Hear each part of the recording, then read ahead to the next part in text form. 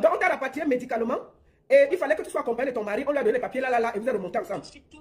Exactement. Ok. Maman, le médicament. Attends, maman. Le médicament de la famille était forêt.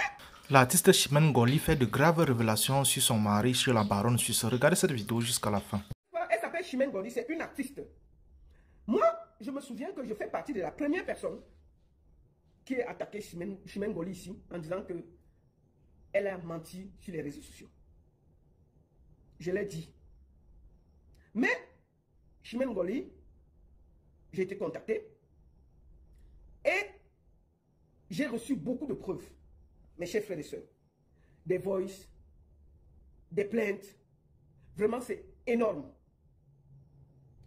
Et moi, je suis quelqu'un, comme je vous ai dit, moi, je pose souvent mes diagnostics et je permets toujours aux gens de venir s'exprimer. Chimène Ngoly a dit, au vu, elle m'a envoyé beaucoup de preuves. Il faut que je sois honnête. Et je lui ai dit, je vais te laisser venir t'exprimer ici. Pour raconter ton histoire. Il y a beaucoup de choses que je ne peux pas publier parce que l'affaire est devant la justice. Les plaintes, les preuves et tout. Donc, sans plus tarder, moi j'ai essayé de rentrer en contact avec le mari de Chimène Ngoly. Malheureusement, je n'ai pas pu. Et je laisse ouvert. Mais nous allons déjà écouter Chimène Ngoly. Parce qu'il y a beaucoup de choses que j'ai écoutées sur Internet. Franchement, c'est le jour et la nuit. Sans plus tarder, je ne vais pas raconter l'histoire de quelqu'un. Première des choses, comment tu as rencontré ton mari, ton ex-mari? Bon, ton mari, parce que vous n'êtes pas encore divorcé. Voilà. Oui. Comment tu l'as rencontré? Est-ce que c'est sur les réseaux sociaux comme on aurait insinué? Comment vous avez rencontré? Arnold, c'est mon petit ami, c'est mon premier homme. En fait, on s'est rencontrés à Kribi, donc nous, on est des Kribi, David Natal, on est des même département, même arrondissement. Nous sommes les voisins du village, donc des villages voisins. On s'est rencontrés, donc on est nés même hôpital. C'est pas mon frère, il ne faut pas que les gens disent des trucs, c'est seulement qu'on est très très proches. Donc c'est mon premier copain, on a commencé à sortir ensemble quand j'avais 15 ans et lui il avait 17 ans, 9 mois comme ça. Je pense qu'il le dit d'ailleurs dans ses sorties. D'accord. Et comment vous avez repris contact après combien d'années? Étant donné donc que nous sommes voisins, tout ce que je viens de citer, quand je partais au Cameroun, on se voyait. Bon, quand mon oncle m'avait ramené à Yaoundé, après j'ai fait des études, ça n'a pas trop tardé, je suis devenue artiste musicienne. Donc je le dépannais un peu, mais c'était plus l'homme que je pouvais sortir avec. On ne sortait plus ensemble parce qu'il n'était plus à mon niveau, on va dire des choses telles qu'elles sont. Moi, je suis donc allée en Europe depuis et en 2019, j'étais au pays. Après, il a perdu sa petite sœur, Arlette, donc une petite fille que je connaissais très bien. Il m'a demandé si je pouvais l'aider pour les obsèques de sa sœur et ce que j'ai fait. Et là, il a commencé à me parler si on pouvait se remettre ensemble. Je n'ai pas donné suite, j'avais juste rigolé. Il m'a demandé si on pouvait se marier parce que bon, je sais comment notre histoire s'est terminée. On ne s'est jamais dit fini. Moi, je suis remontée en France. Après, il y a eu la Covid, la pandémie. Je tiens à informer les gens ici que je suis dans le corps médical. Je sais beaucoup de personnes ont dit que c'était faux les sommes d'argent que je disais. Mais je peux d'abord vite confirmer que les 400 000 € que je dis ne sont pas fausses. Donc, du coup, je peux le prouver. Moi, je peux par exemple diffuser mes fiches de paie, mes avis de position, car ça ne concerne pas la justice, c'est ma vie privée. Parce que les gens ont beaucoup dit que c'était 40 000 €. Bon, d'accord. Maintenant, qu'est-ce qui s'est passé? Comment avez-vous fait pour vous rencontrer de nouveau? Bon, parce que... Il a la Covid, il a repris contact avec moi via les réseaux sociaux, en même temps avec sa maman, en fait, presque toute sa famille.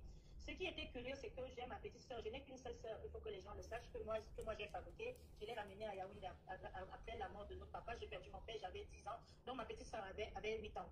J'ai tout fait pour elle. C'est elle, j'étais en faux avec elle parce que ça ne se passe pas bien entre elle et moi depuis qu'elle avait escroqué mon ex-conjoint, un Suisse allemand au nom de Liane, qui a des orphelinats au Cameroun. Donc ma petite soeur, après mon voyage, avait pris mon calepin, mon carnet d'adresse, a contacté mon copain, mon ancien copain. Donc du coup, elle a pu l'escroquer une somme de 450 000 francs suisses. Le blanc a failli se suicider, il a commencé à me poursuivre et me faire des problèmes en pensant que c'est moi, comme j'avais voyagé, c'est moi qui avais envoyé ma petite soeur de l'escroquer. En fait, qu'est-ce qu'elle avait fait? Elle avait menti qu'elle est enceinte de lui et il a pris soin de la grossesse et de l'enfant. Sauf que ma petite soeur avait accouché d'un enfant noir et au bout de 9 ans, elle a pu le suturer autant d'enfants. Elle partait souvent prêter une petite fille métisse chez un couple français. Tous ont été arrêtés. Le blanc en question a mis ma petite soeur en prison, mais je l'ai sortie très vite. Le blanc l'a mis en prison ou au Cameroun? Au Cameroun, à Yaoundé, à Kondangui. Et moi, je l'ai vite sortie parce que c'était ma petite soeur. Et comme je connaissais Liane, le nom c'est Liane, j'avoue que je l'ai oublié son nom de famille. Je l'ai supplié et je lui ai dit que surtout que ma petite soeur venait d'accoucher un enfant, elle avait un enfant de 2 mois, même pas 2 mois, de 2 semaines dans les bras. C'était pas facile, donc j'ai supplié. Bon, il a laissé. Malgré ça, il m'en veut beaucoup. Ce qui fait qu'à chaque fois que je venais au Cameroun, je me cachais, j'avais cette lourde poids comme si j'avais fait quelque chose et pourtant je suis pour rien. Elle a juste piqué. Il n'était pas le premier. Elle passait tout son temps à passer derrière moi, à coucher avec mes ex ou même vouloir me coucher. Attends, tu parles de ta petite soeur, de ta vraie petite soeur, même père, même mère? Je pense que je l'ai décrit au début.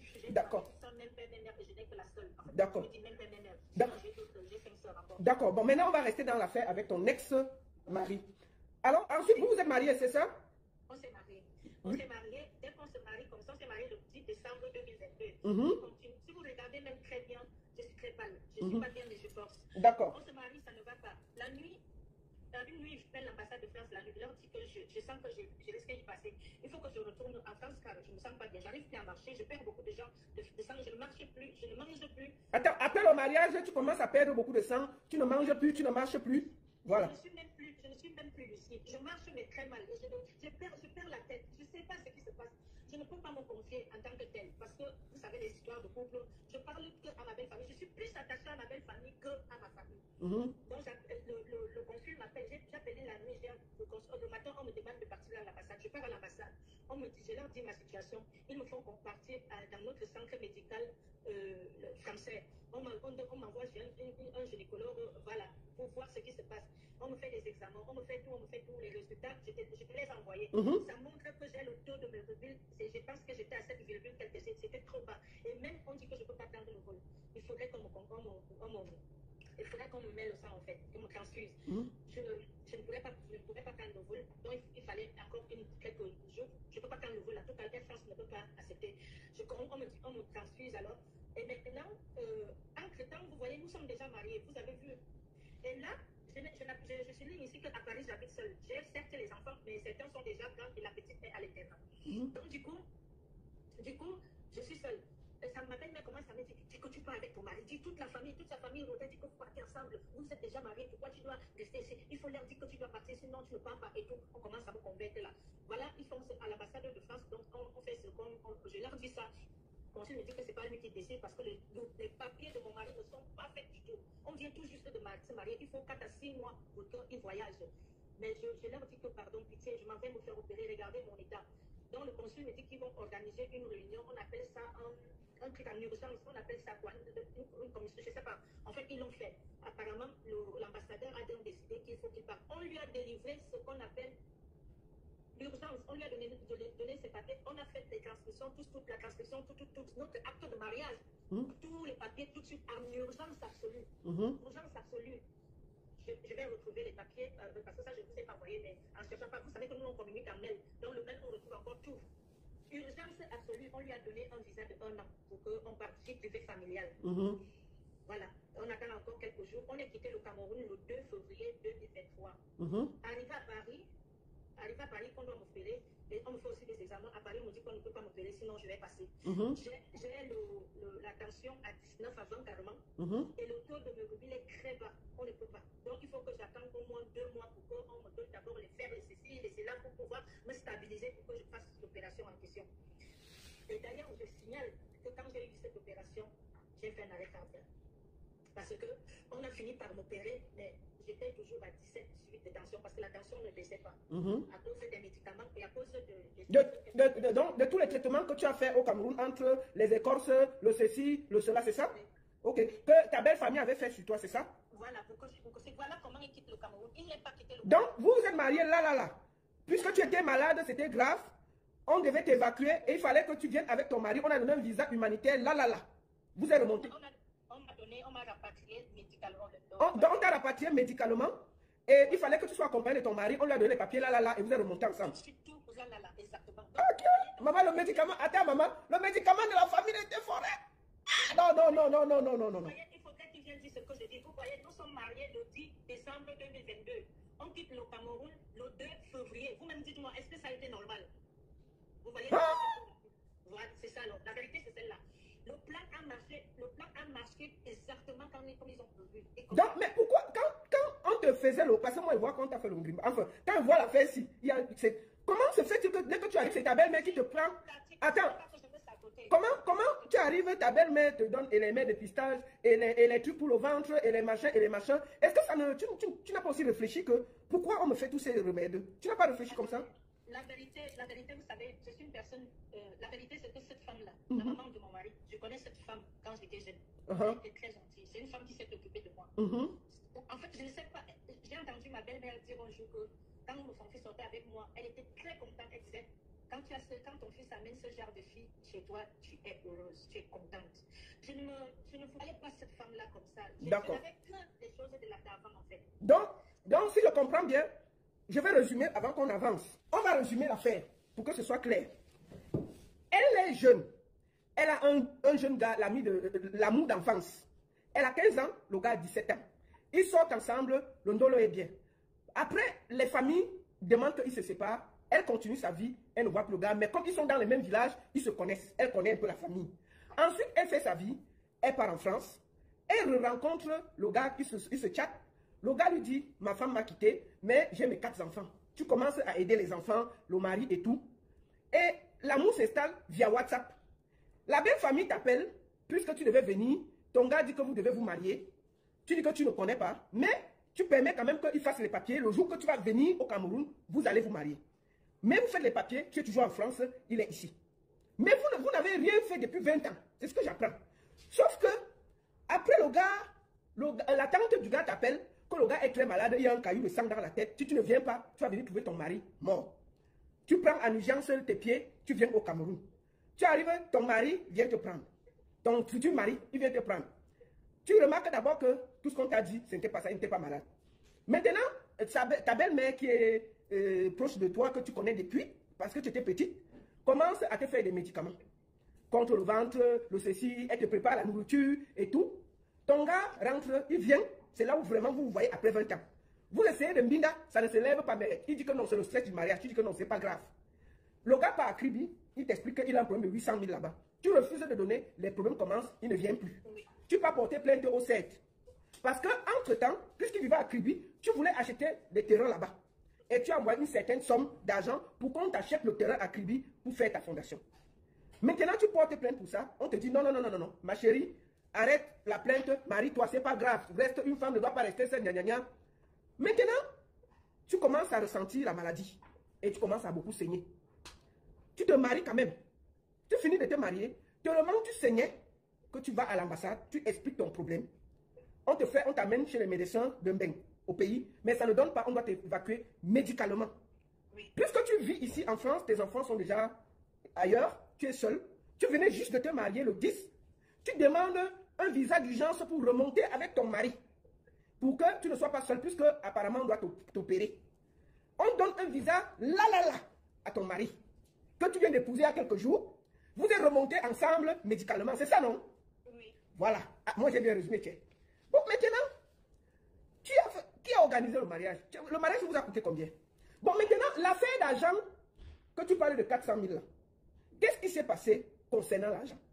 Voilà, l'argent, alors, quand je suis dans au Cameroun, j'avais déjà mis 350 000 € de côté, j'ai des pauvres, j'ai des stationnements de filles partout et tout, donc mon argent est dans mes comptes, j'ai 4 cartes bleues.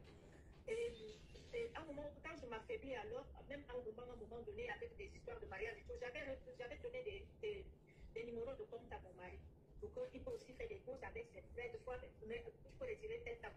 Mais il m'arrive une semaine avant le mariage, je perds tous mes 2 téléphones. Mes 2 téléphones disparaissent. À la maison même, mes 2 iPhones, je n'ai plus rien. Donc je ne peux plus contrôler l'histoire. Vous voyez, vous retirez. Quand vous êtes à l'étranger, la banque vous dit que vous venez de retirer telle somme. Vous pouvez ajouter des mouvements. Je viens de perdre mon certificat. Je pense que c'est comme ça qu'on appelle. Je n'ai plus rien. Il me reste que les cartes que vous retirez. Donc, vers une semaine du mariage, même pas, les deux conseillers en France m'appellent, me font comprendre que Madame Ngoli, il y a des grosses sommes d'argent qui sont retirées dans vos comptes. Donc, si je comprends bien, quand tu tombes dans malade, tu es affaibli, tu donnes tes codes à ton mari pour faire certaines courses parce que vous devez remonter. Oui. Et c'est là où il y a des retraits sur tes comptes. Est-ce que tu avais combien de comptes? Tu avais des comptes au Cameroun où il a retiré en France? Je n'ai pas compris. Non, on retire au Cameroun, ce sont les comptes français. Ah oui, donc tes comptes de la France, tu avais donné des codes à ton mari pour faire certaines courses quand tu as commencé à être malade et affaibli. C'est ça? Oui. Oui. D'accord. Et donc, tu as donc donné les comptes et là, ils ont commencé les retraits d'argent, c'est ça? Ils ont commencé à vider mes comptes. Je ne savais pas car les deux téléphones viennent donc de se perdre. Donc, avant que tu ne lui donnes la carte, tu as perdu tes téléphones. J'ai perdu mes deux téléphones, les iPhones que j'ai ramenés où je contrôlais mes comptes en fait. Et maintenant, bon, je me suis dit, les téléphones étaient à la maison. Bon, là, je ne pouvais plus contrôler mes comptes. On ne faisait que faire les retraits. Quand la banque, les banques m'appellent, pour moi, je pense que ce sont des retraits que nous-mêmes on fait, n'est-ce pas? Parce que je ne comprends pas, parce que je leur fais comprendre que ça va, mais c'est moi qui fais les retraits en fait. Je leur dis ça. Jusqu'à ce que les banquiers ont exigé me voir en vidéo. Ils m'ont appelé plusieurs fois. Madame Ngoli, vous êtes sûr que vous n'êtes pas kidnappée? Vous êtes sûr que tout va bien là-bas? Je dis oui, ça va, je suis un peu malade, mais je ne suis pas kidnappée. À un moment donné, il y a une conseillère qui m'a dit, on va vous voir en vidéo. J'ai lancé la vidéo, ils m'ont vu, ils ont dit, ok, bon, c'était que les petits trucs comme ça. Quand j'arrive, on voyage tout à l'heure. Quand on arrive en France, je suis donc malade et tout ça. C'est lui qui, non, je me rends compte que, malgré que je suis malade, du plaisir, je lui dis que... Bon, et les gens demandent que la banque t'a appelé via quel téléphone? Puisque tu avais perdu tes deux téléphones.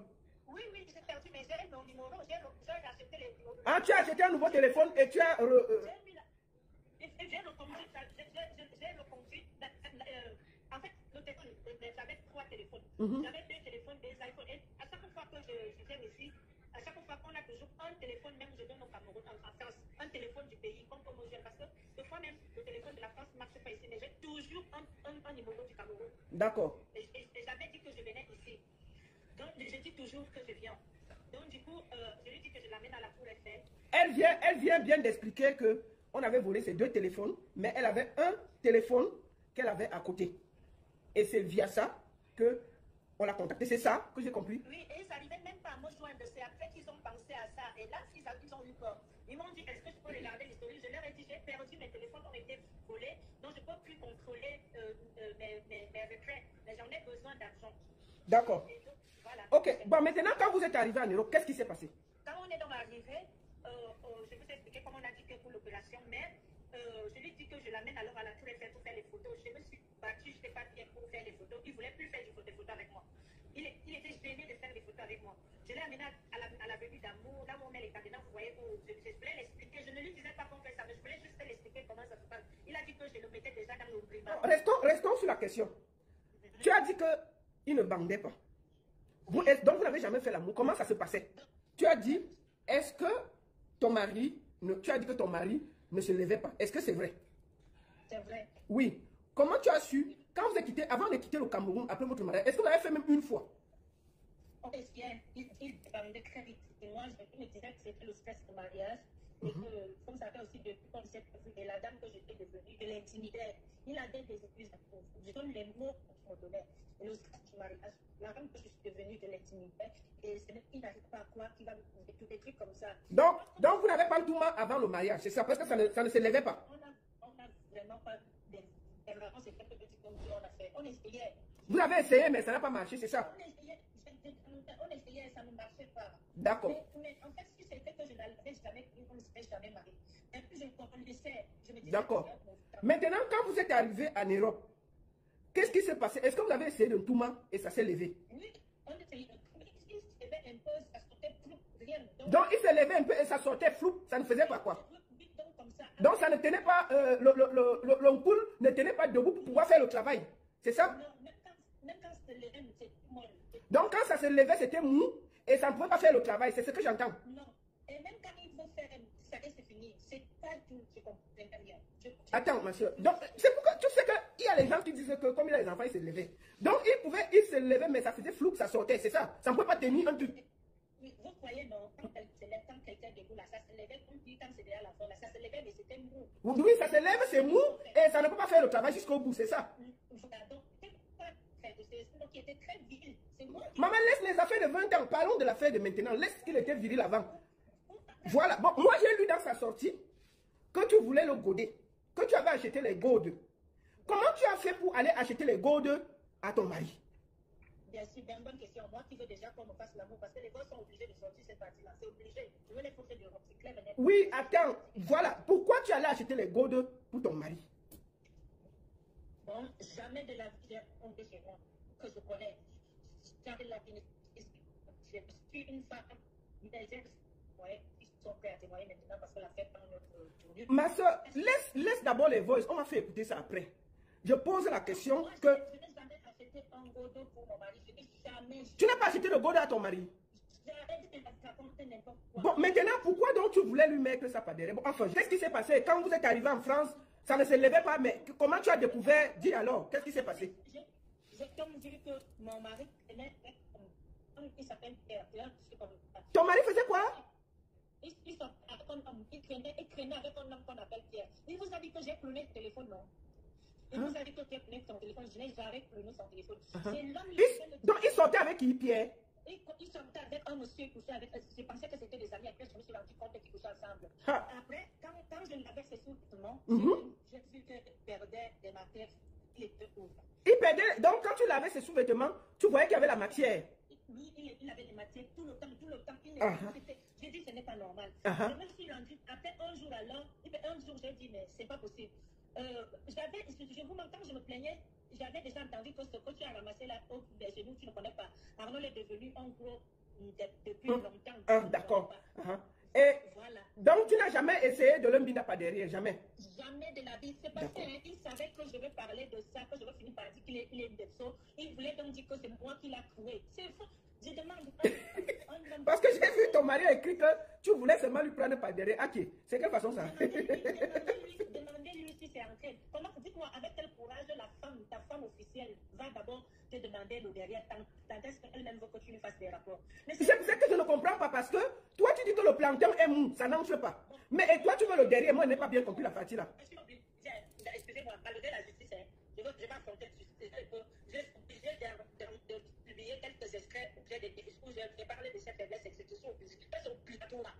Donc, celui qui a pris, il savait que je vais finir par dire qu'il est déjà, il n'y a rien, il est détruit. Le derrière est ouvert comme on a de 6 kilos pour sortir dedans.